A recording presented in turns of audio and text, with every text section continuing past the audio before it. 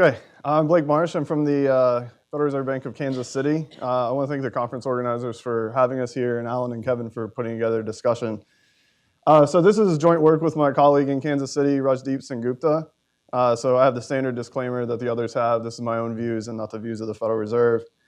I think one interesting thing is that this paper is actually an outgrowth of separate papers that Rajdeep and I were working on in the past, and both of those were in previous versions of this conference. So I think it's great that this avenue, exists and that we can continue to sort of look at these community bank issues and continue to expand the research. So the paper asks a very simple question: how does competition affect bank fragility? And what we're interested in here is we're going to use empirical evidence from local banks in the United States between 1990 and 2005, and we have an interesting laboratory here to test this in. So in the 1980s, state regulation made all banking local. And over time, these regulations were dropped. And this happened through at the state level at various different times. And this was followed by a period of large bank entry into these markets. And these smaller banks began to operate. And so finally, we're going to examine the impact of this LBO entry and competition into these local bank portfolios. Our basic findings are that increased LBO competition in local bank markets is going to lead to higher local bank CRE concentrations. This effect is going to hold both for CLD and non-CLD, and it's going to be robust to a variety of LBO competition measures. We're also going to find that lower closed-end RRE and non-credit card consumer lending, these shares are going to drop as banks enter. The implications here, so basically what we're finding is that these concentrations are going to change. And the reason this matters for fragility is because reduced diversification opportunities and sector-specific shocks are going to be, banks are going to be exposed to these. So this interagency guidance, regulators were aware of this. So in 2006, there was interagency guidance that actually addressed these CRE concentrations. 31% of all commercial banks in 2006 exceeded at least one of these concentration levels of the specified criteria. And then for the fragility part, banks exceeding just the construction loan criteria accounted for over 80% of the FDIC insurance fund losses between 2007 and 2011. So this is a significant impact on the FDIC losses fund, and we're going to try to explore why this happened in the first place. So our results are actually predicted by theory. There's a lot of literature out there on competition in the banking system, but we think this quote from one of Alan's papers actually does justice to what we have in mind for how competition works. So small banks, Alan says in his paper, small banks are better able to collect and act on soft information than large banks. In particular, large banks are less willing to lend to informationally difficult credits. So this is the theory, and this is the story that we have in mind when we're thinking about our results. So basically, large banks are moving in, they're expanding geographically across the country. There's another set of banks who are not expanding in the same way, they're staying in their local markets.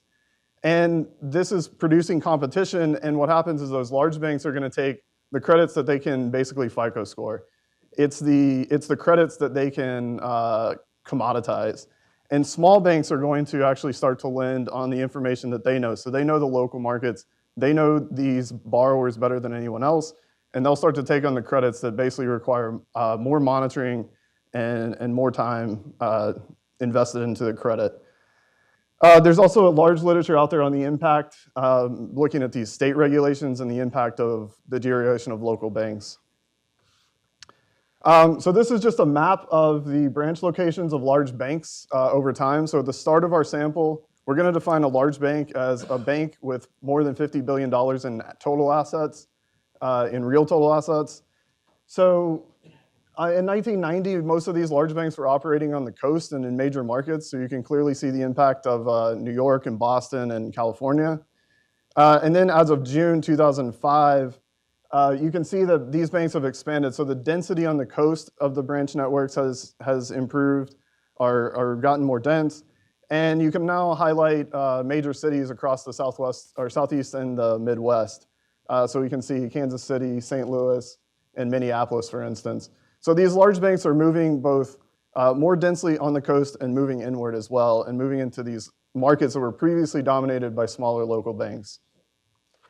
As a result, the share of local banks that are facing competition, so we have locational data on bank branches, and we're going to define the competition as, in this case, a large bank operating a single bank branch in a county where a small bank is operating. So this goes from virtually very little competition in the mid-'80s to significant competition. Almost everyone is facing competition from a large bank in the 1990s. Or sorry, in 2005. And then this sort of slows down afterward once we get to the crisis period and the M&A activity slows down. So what we want to do here is test across this how loan shares change. And so the first thing we're going to do is something very simple. We're just going to look at what happened to loan shares before. So this is loans as a share of total assets. What happened to this before large banks entered, and what happens after large banks enter. The first plot here on the top left is going to show you commercial real estate. So this is the main one that we're interested in. So before large banks entered these local bank markets, we see very little effect of very little change in the share of commercial real estate over the years. So the x-axis here is showing you the number of years before an LBO entered a local bank market. After LBO entry, these shares creep up pretty steadily over time. So 5 years out, we're at about a 1.5 increase. We see almost the opposite happening for the residential real estate markets. So residential real estate was actually increasing. The shares were increasing at local banks prior to the LBO entry. And following entry, this trend basically stops and then it starts to decline, although it's not at a statistically significant rate. And then just looking at a couple other core loan portfolios, commercial real estate, we don't see any changes both before and after. So the shares are virtually unchanged after entry. And consumer, again, it's not really statistically significant on either side. So this is our story in a nutshell, is that these large banks enter the local bank markets, they commoditize residential real estate loans, and small banks move to these informationally sensitive credits, which are generally commercial real estate. What we're not doing in that previous regression, though, these are basically just correlations before and after. We're not controlling for market conditions, we're not controlling for bank conditions, or any of these other factors that may be driving what we see. So that's what we're going to do here. So in this case, we're going to run a regression looking at loan shares. We're going to control for all those local factors. We're going to look at population, per capita income, so the wealth and the size of the market, and building permits. And we're using building permits as opposed to, say, home price growth because we get more counties. So generally, we don't have a house price index for every county. And then we're going to control for bank level variables. And we're going to pick 5 measures of LBO competition. We're going to use branch and deposit market share, branch and deposit HHI, and deposit level in logs.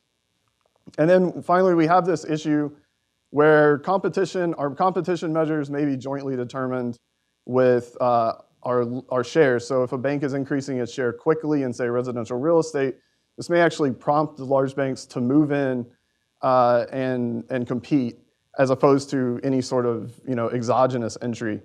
So to do this, we're going to model the threat of entry. So yesterday we heard a lot about difference in difference. We're using a slightly different technique to establish causality. And to do this, this is where the state regulation comes in. So we're going to look at a CBO that's headquartered in a state, and we're going to look at all the states that have reciprocal agreements with that state throughout this time period that allows entry into that market. And if the home state has a reciprocal agreement with this other state, we're going to look at the LBOs that are headquartered in that state in all of their branches. We're going to measure the distance from the CBO to all of those branches and take the minimum. So what this is doing is, first of all, picking up the fact that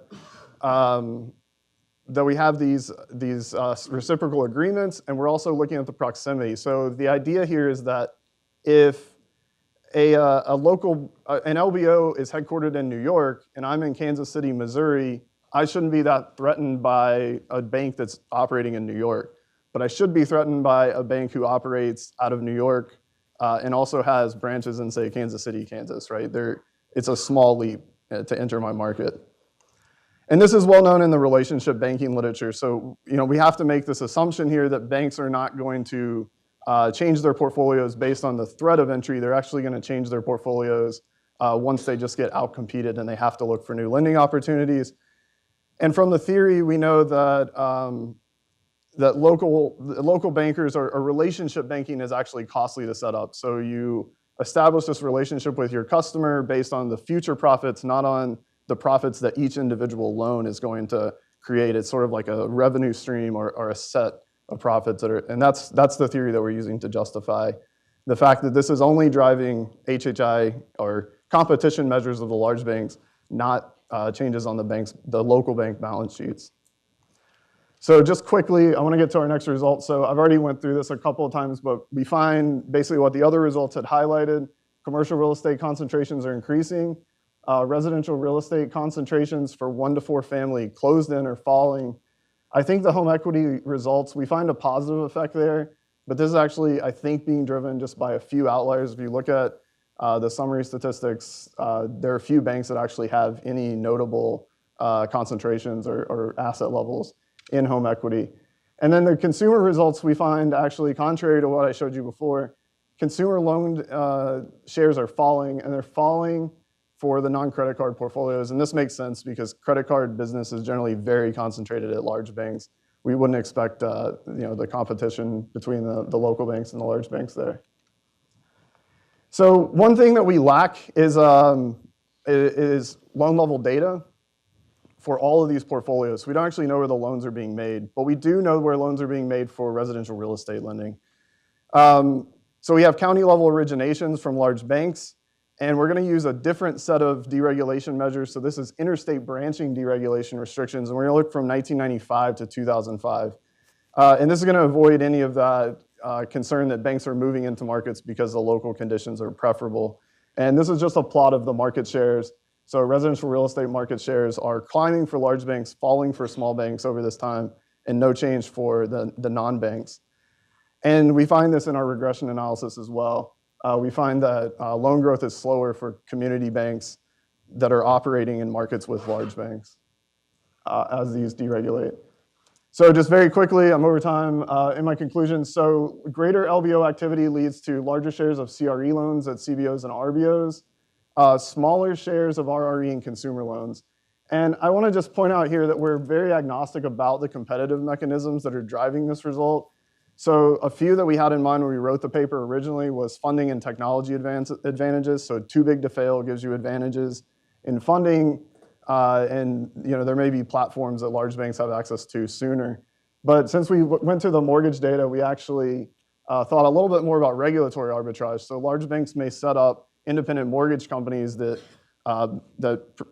lend these residential real estate loans that small banks generally don't set up. And this is just a way to arbitrage the regulatory system potentially. So those are my comments. Thank you.